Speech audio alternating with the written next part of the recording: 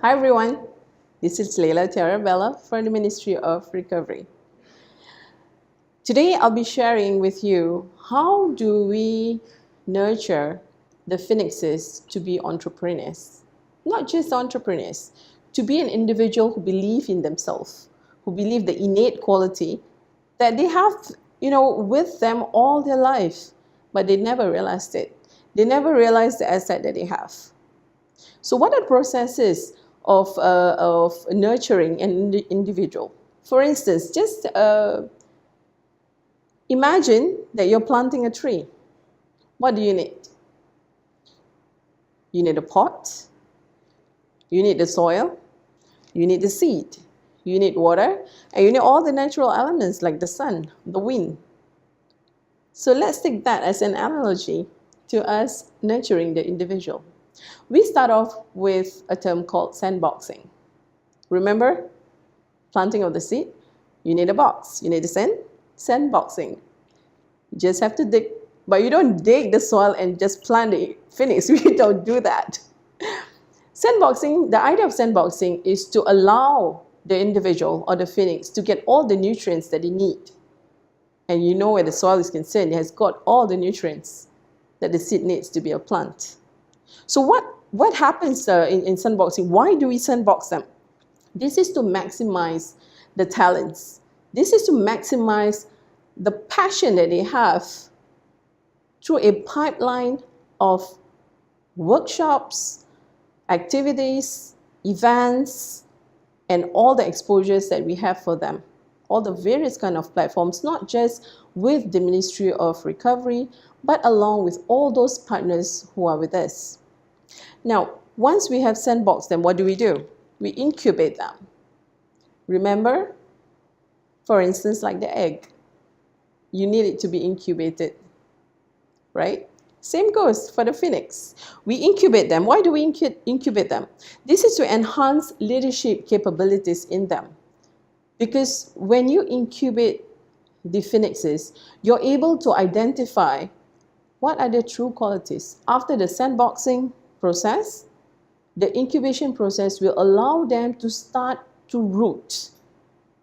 Again, like I said, they never realize the asset that they have. Through this incubation process, they're able to start rooting. They're able to be firmed in the sandbox that they were planted before. Now, what is the next stage? The third stage, yeah? This is education. Once they are incubated, other than allowing them to ooze out the natural talent that they have, this is where the education portion comes in very, very crucial. This is where we get them to go through the mindset training, the workshops, NLP, neuro-linguistic programming, and we actually do the train the trainer module. And if you're talking about grooming someone in a specific area, this is where we identify leaders, we identify partners who are specialized in this area to come into the Ministry of Recovery to imbibe and to share every single thing that the individual needs in order to grow. Now, this is part of education. In fact, there's more. The next stage to this is promotion. So what does this promotion cycle does? Is to actually create intellectual leaders. Once you have them incubated, you have educated them in terms of all the tools, techniques, and strategies that they need.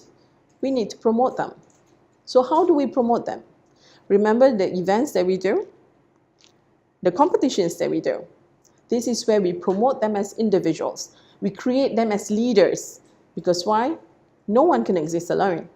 So when you do such events like competitions or events, they would need to engage the various help, manpower needs, financial needs, marketing, flyer design, and whatnot. So over here, they need to start to be leaders. In the long run, they'll be setting up their own company. Who knows?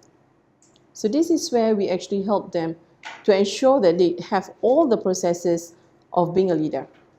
So what happens next after promotion? There's a fifth portion, which is acceleration.